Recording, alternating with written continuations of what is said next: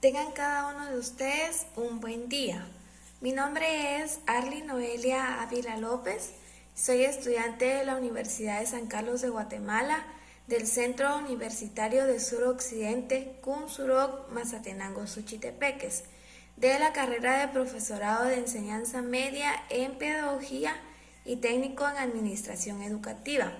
Actualmente curso el sexto semestre, por lo cual en el curso de práctica docente supervisada se nos ha solicitado poder compartir con ustedes por medio de esta plataforma virtual los temas educativos. Es así como daremos inicio a nuestra clase número 9 y para eso tendremos que hacer o realizar una actividad previa para poder desarrollar el tema de la clase.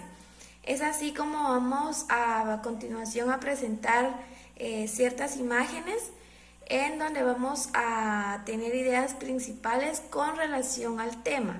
Entonces los invito a que sigan observando este video para poder desarrollar la clase. La siguiente imagen que observamos es un átomo, que es la unidad constituyente más pequeña de la materia y que tiene las propiedades de un elemento químico. La siguiente imagen que se observa es una molécula, que es la partícula más pequeña que presentan todas las propiedades físicas y químicas de una sustancia. La siguiente imagen hace referencia a una sustancia, que es la partícula de materia homogénea cuya composición es fija. El oxígeno es el elemento químico gaseoso. Es el elemento más abundante en la corteza terrestre. Luego de haber observado la actividad con anterioridad, podemos dar inicio al desarrollo de nuestra clase, por lo cual el tema a tratar el día de hoy se titula Las predicciones de fórmulas químicas utilizando números de oxidación, por lo cual les solicito su atención dado que es un caso o es un tema muy completo, por lo cual requiere de mucha atención para poder adquirir conocimientos.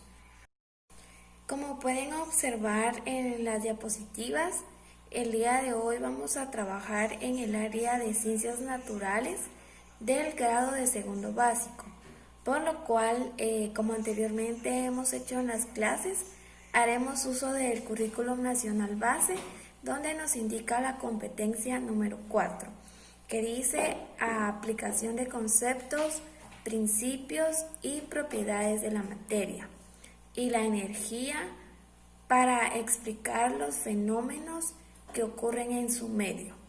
Así como el indicador de logro es el numeral 4.2, que dice de la siguiente manera: explica la mecánica de formación de compuestos binarios y los nombra utilizando sistemas clásicos o funcional. Bien, entonces a continuación en la diapositiva pueden observar y nos vamos a plantear la siguiente pregunta: ¿qué son los símbolos químicos? Muy bien, como ustedes saben, en la tabla periódica existen diferentes componentes, por lo cual se hace uso de diferentes símbolos para poder identificar estos componentes. Asimismo, para no poder llamarlos con su nombre completamente, sino como abreviaturas para poder hacer esta pronunciación más fácil. Como podemos observar en las diapositivas, menciona que los símbolos químicos son los signos abreviados que se utilizan para identificar los elementos y compuestos químicos en lugar de su nombre completo. En esta diapositiva podemos observar diferentes ejemplos de lo que son los símbolos químicos. Entre ellos encontramos el carbono, que se representa con la inicial siempre y cuando sea mayúscula. Podemos observar que empieza con la C de carbono. Asimismo encontramos el siguiente ejemplo, que es oxígeno, que está representado por la O. De igual manera encontramos lo que sería el hidrógeno, que está representado con una H. Y finalmente encontramos el ejemplo de magnesio, que como esta es una palabra más compuesta, está integrada por la M y la M mayúscula y la G minúscula. Este es un caso especial dado que encontramos dos abreviaturas, siempre y cuando la primera iría en mayúscula y la segunda en minúscula, que esto lo observaremos en la siguiente diapositiva. Luego de saber un poco sobre los símbolos químicos, encontramos la siguiente interrogante, que dice ¿de dónde se derivan los símbolos? Que es una pregunta muy interesante, dado que los símbolos se derivan relacionados a los orígenes, como por ejemplo encontramos en la diapositiva que dice que la mayoría se derivan de las letras griegas del nombre del elemento, principalmente en latín, pero a veces en inglés, alemán, francés o ruso. Asimismo, como les había mencionado anteriormente, que la primera letra del símbolo se escribe con mayúscula, la segunda, si existiera, con minúscula, como en el ejemplo del magnesio, que el primer símbolo iba con la inicial mayúscula, que era M, y la siguiente con minúscula, que era la G. Entonces es así como encontramos de dónde se derivan estos símbolos. Es así como llegamos a la siguiente diapositiva, que nos indican las fórmulas químicas. Entonces encontramos un término que dice que las fórmulas químicas son las representaciones de los elementos que forman un compuesto y la proporción en que se encuentran, o del número de átomos que forman una molécula. También pueden darnos información adicional como la manera en que se unen dichos átomos, mediante enlaces químicos e incluso su distribución en el espacio.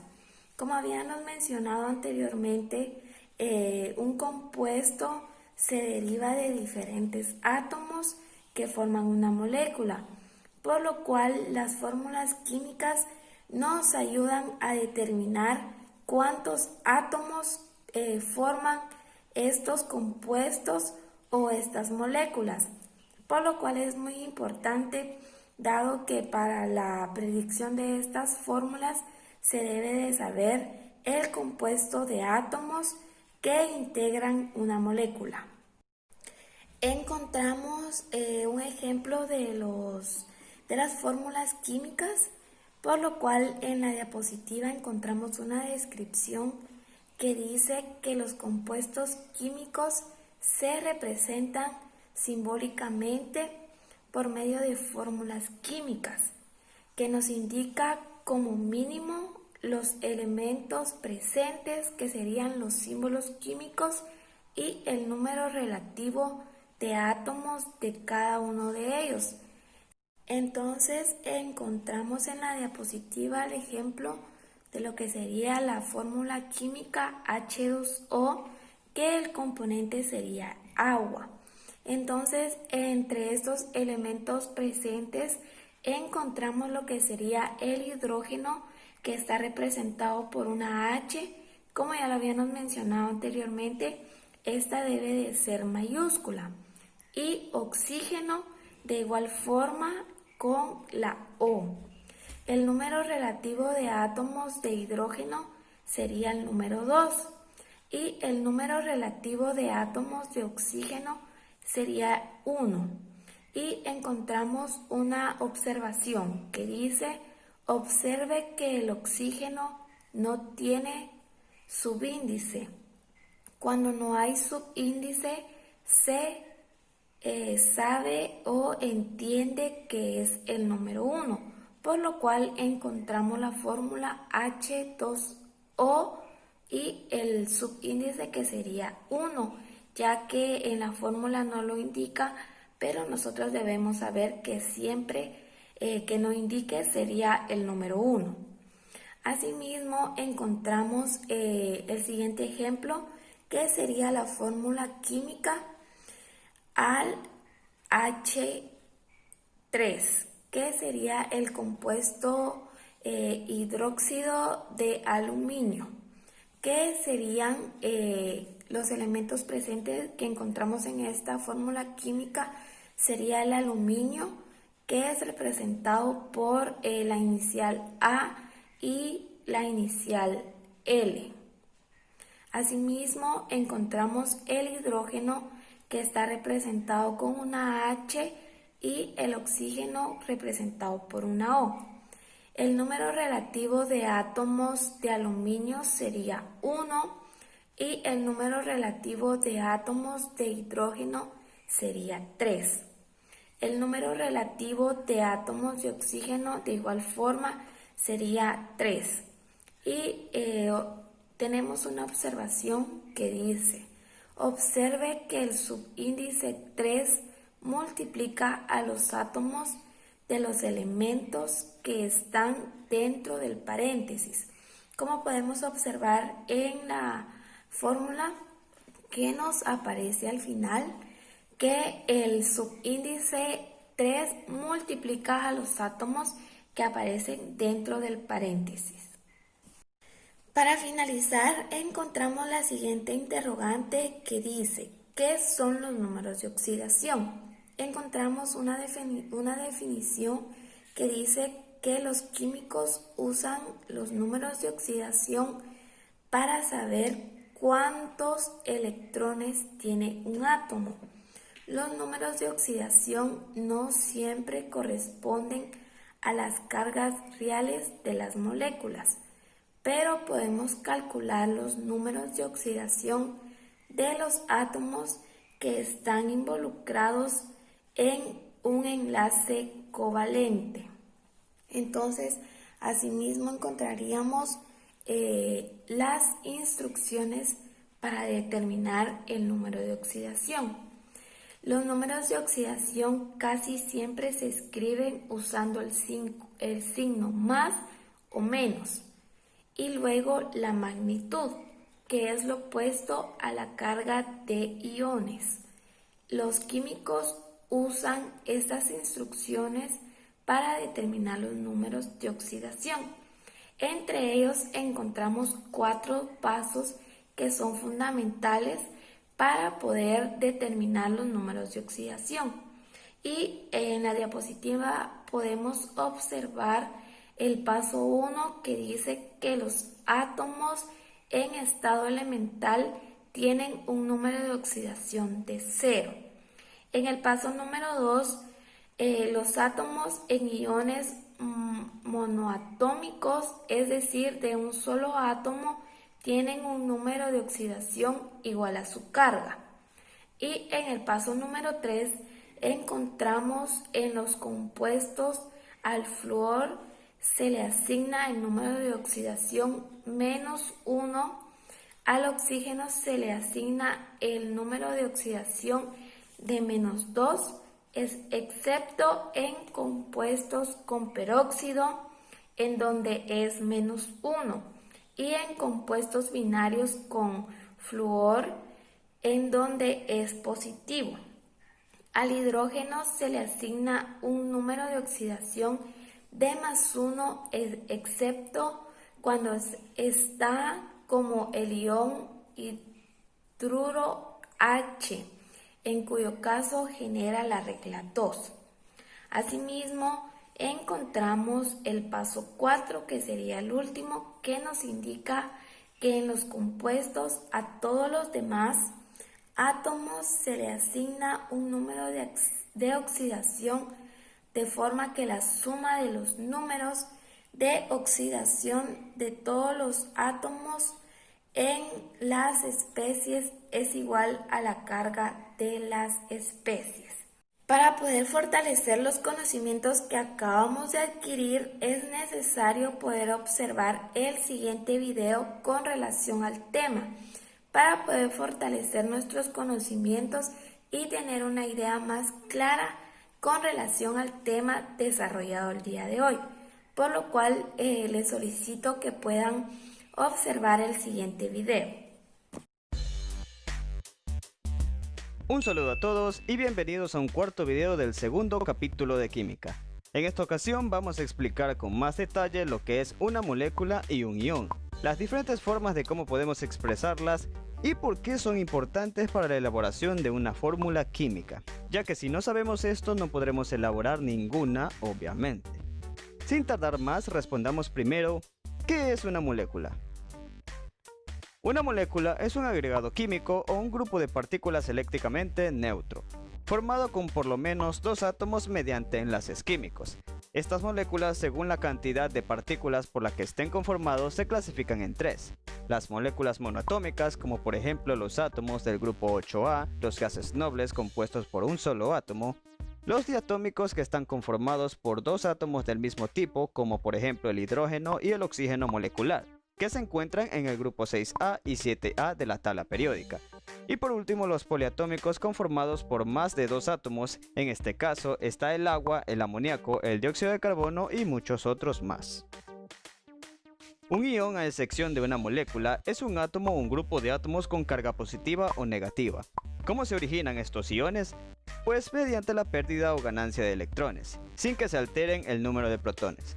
Un ion positivo o catión se origina cuando un átomo pierde un electrón. Esto se manifiesta en la mayoría de los metales, como el sodio, que se lo representa como Na positivo. Un ion negativo o anión es lo contrario de un catión, ya que este gana un electrón. Los no metales, como los halógenos, son los que tienden a ganar electrones. Entre estos vamos a citar al cloro, que al ganar un electrón su anión se lo representa como Cl negativo. Y si bien, como muchos ya han de conocer, el ion sodio y el cloro forman la sal de mesa, que es un compuesto iónico porque está formado por cationes y aniones. Los cationes y aniones tienen diferente tipo de carga, dependiendo en qué grupo de la tabla periódica se encuentren. Pueden ser más 1, menos 1 o incluso mayores, como los elementos que ves en pantalla. Los iones, al igual que las moléculas, pueden estar conformados por 1, 2 o más átomos diferentes, como el ion hidróxido, el cianuro, el amonio y el bicarbonato, a los que también se los conoce como iones poliatómicos al poseer más de dos átomos. Y bueno, ahora sí hablemos acerca de las fórmulas químicas.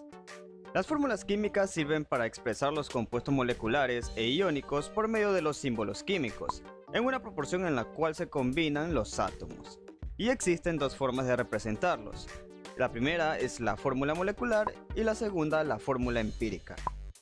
La fórmula molecular indica el número exacto de átomos de cada elemento que están presentes en la unidad más pequeña de una sustancia. Así el agua se lo representa con la fórmula clásica y que ya todo el mundo lo conoce, que es el H2O. El hidrógeno molecular representado por H2 y el ozono como O3.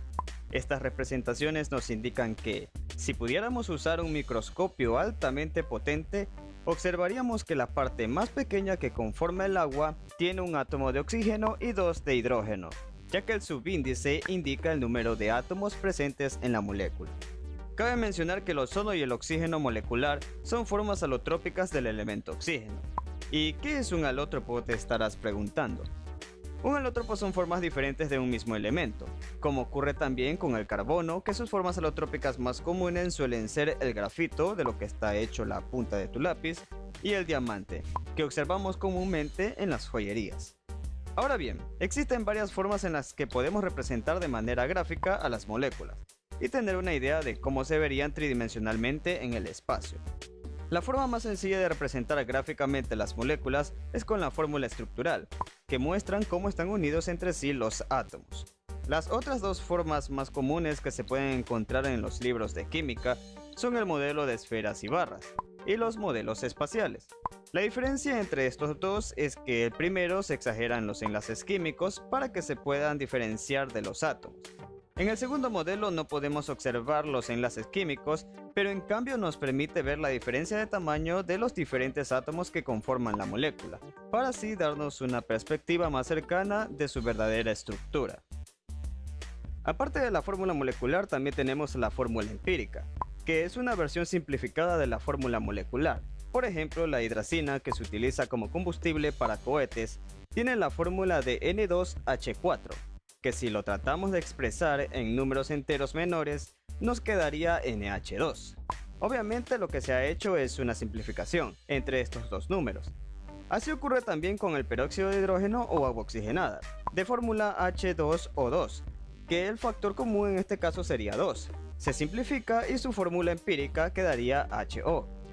Pero ¿por qué es tan importante la fórmula empírica?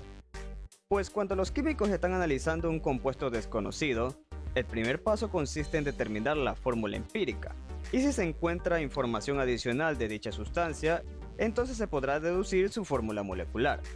Pero esta deducción la veremos en el capítulo 3. Ahora para las fórmulas de los compuestos iónicos, estas por lo general son las mismas que las fórmulas empíricas. ¿Por qué motivo? Para entenderlo mejor, tomemos como ejemplo el cloruro de sodio. En su estructura molecular no encontrarás un ion sodio ligado a un ion cloro. Todos estos átomos se encuentran unidos formando un cubo. En esta estructura los átomos de sodio se encuentran rodeados por 6 átomos cloro, uno arriba, otro abajo, uno adelante, otro atrás, uno a la izquierda y el otro a la derecha. Y a su vez el cloro se encuentra rodeado por 6 átomos de sodio distribuidos de la misma manera. Y este arreglo de cationes y aniones ocurre de tal forma que hay una igual proporción de iones sodio e iones cloro, con lo que el compuesto queda eléctricamente neutro. Así también existen otros compuestos iónicos con estructuras similares o diferentes de esta. Ahora bien, para que un compuesto iónico sea eléctricamente neutro, la suma de las cargas del catión y del anión deben ser igual a 0, y su fórmula se expresa normalmente con la fórmula empírica. Así que los subíndices deben reducirse a las proporciones más pequeñas posibles. Agradezco su atención en el desarrollo de esta clase y también les solicito que puedan dirigirse a la descripción de este video donde queda un link para que ustedes puedan responder un cuestionario con relación al tema desarrollado el día de hoy. Agradezco mucho su atención y los espero en la siguiente clase. Que tengan un buen día.